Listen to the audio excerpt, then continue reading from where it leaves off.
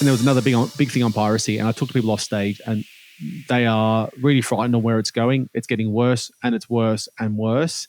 And that's where a lot of people agreed with my thesis on we just have to find a way to make advertising models work in this space. It's the only way. It's a bit like the whole Spotify, Napster, or Pirate Bay journey. RIP to my computers about 20 years ago.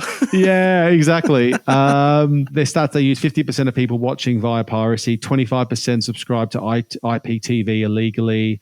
That's 750,000 households in Sweden alone. Yeah, that's a lot. I mean, the country is only 10 million. They actually did a piracy demo, which is really cool. So basically they created a website and they just showed people how to hack the site.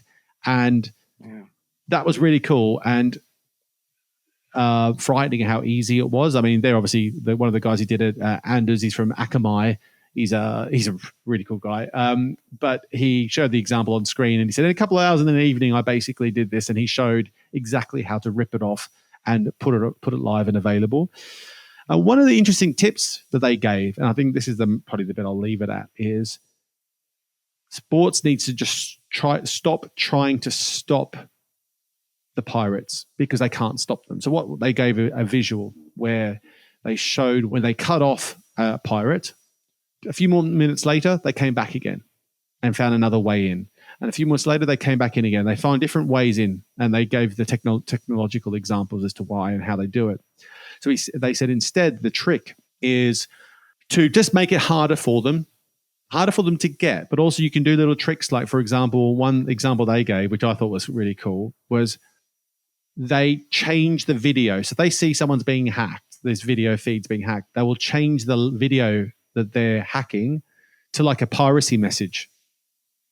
Yeah. And so the person watching will get served this message, which will be like, you realize you've been trying to watch a pirated viewing. And the reason that is interesting is the pirates won't see that change has happened, and they'll just keep serving this video out, and all they'll see is the bandwidth and the usage and the consumption still going on. So as far as they know, they're still serving the same piece of content. And there's a few little tricks they did like that, which I thought was quite fun. One other frightening part about it, which is a massive enabler for piracy, one of the bigger problems is that pirates are stealing from pirates. So because the pirates don't have as much protection on their platform as perhaps the sports properties and the broadcasters do.